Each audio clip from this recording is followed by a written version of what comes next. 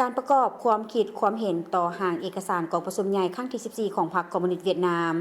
อิงตามการรายงานของกองประชุมใหญ่ครั้งที่14ของพรรคคอมมิวนิสต์เวียดนามบรรดาผู้แทนได้เฮ็ดเวียกเป็นหมู่คณะเพื่ออธิบายเอกสารของกองประชุม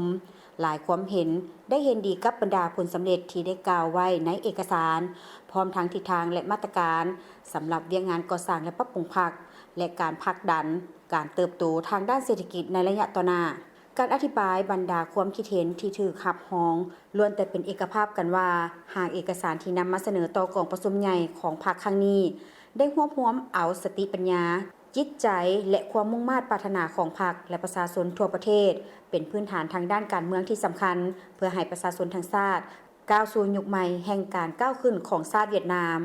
บรรดาผู้แทนได้ประเมินค่าสูงต่อการหันเป็นวิทยาศาสตร์ความกระทัดรัดและจุดใหม่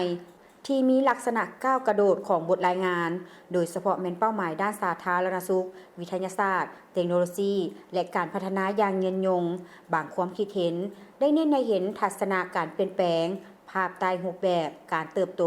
จากการพึ่งพาทรัพยากรไปจนถึงการพึ่งพาความรู้ด้านวิทยาศาสตร์เทคโนโลยีและนวัตกรรมเพื่อให้สอดคล้องกับแนวโน้มการปฏิวัติอุตสาหกรรมและการเพิ่มขีดความสามารถเพิ่งตนเองกุ้มตนเองเป็นทิศทางที่ถูกต้องของพรรค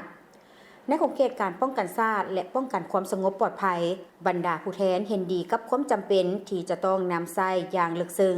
บรรดาแนวทางนโยบายข้อกำหนดชัดเจนคู่หัวมือและคู่ประเสริญโดยอิงใส่ผลประโยชน์แห่งชาติสุบอยู่การพัฒนาอุตสาหกรรมป้องกันชาติทั้งรับใช้การพัฒนาเศรษฐกิจและเกี่ยมพร้อมรับมือกับทุกๆสถานการณ์